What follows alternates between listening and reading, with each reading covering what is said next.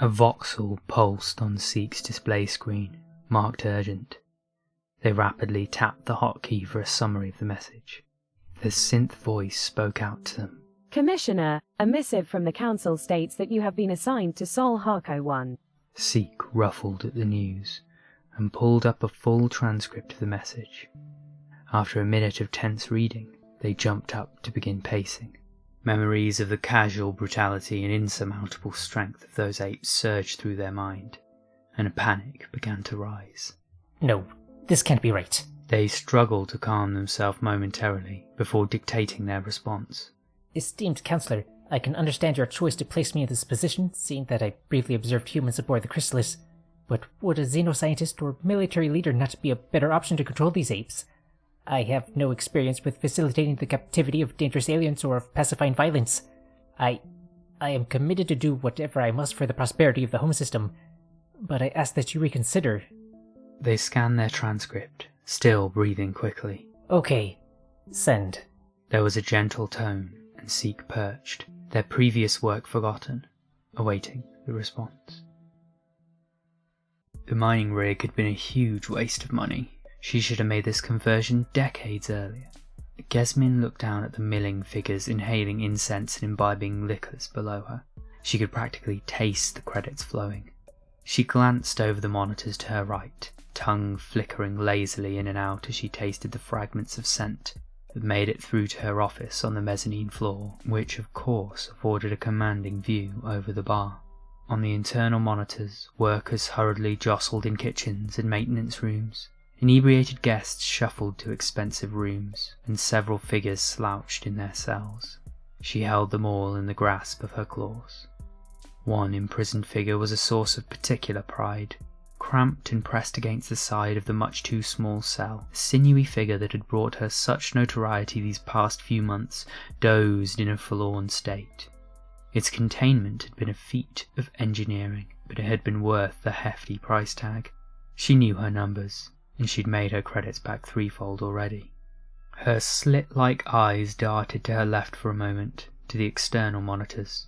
The visual feed was clear, but spatial compression maps vibrated in anticipation of some long-distance arrival. More customers.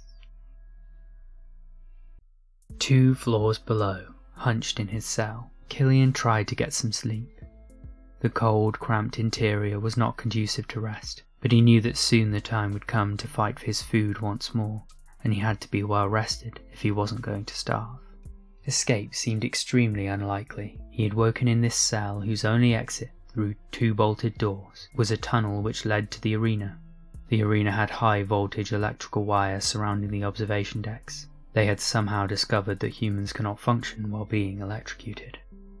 As he drifted in and out of a fitful sleep, he heard the occasional noise through the station's hull. The current noise that echoed through, however, was unusual, a thumping and clanging that he had not heard before. He raised his head, trying to tune into the situation. The thumping finished, and he held his breath to better pick up quiet sounds. Bursts of energy, shouts, commotion.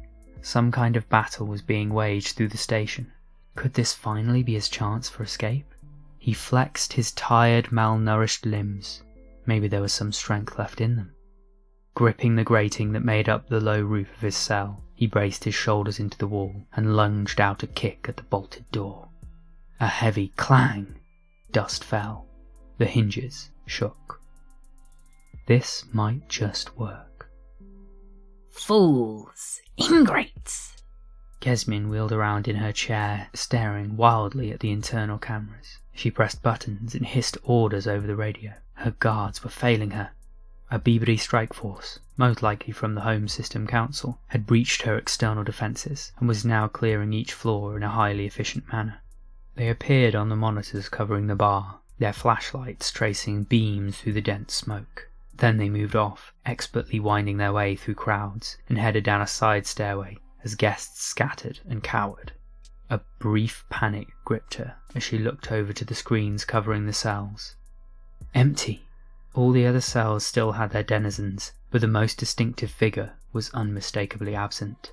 The panic turned to dread as she thought of the human's gaunt features, grasping hands and staring primate eyes. Immediately, she rushed to her safe, fumbling the code the first time before eventually throwing open the door and shoving a bundle of chips, gems and ingots into a carry bag. She glanced back at the monitors to the strike force clearing each room, on their way to their certain death. As she hurried along to her private escape pod, rushing through winding corridors, curiosity got the better of her. A finely fitted door at the top of the rig opened out to the most exclusive booth that overlooked the arena. "One final bit of entertainment before I leave," she chuckled as she thought of the fools who had the audacity to raid her station. Stepping out onto the dimly lit balcony, she was delighted to see, highlighted by the harsh lights on the arena floor below, the beastly humans stepping out of the now ruined arena doors before the shocked strike team. They froze in awe as it straightened up to its full height. Welcome. Stillian is your name, correct?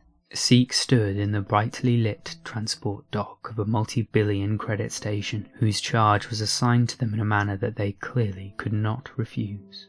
The massive human stumbled, hunched, out of the transport, flanked by the unharmed strike team. Seek now knew from observing the other humans that this one was on the verge of starvation. Despite its clearly weakened state, they were amazed by its sheer size and power.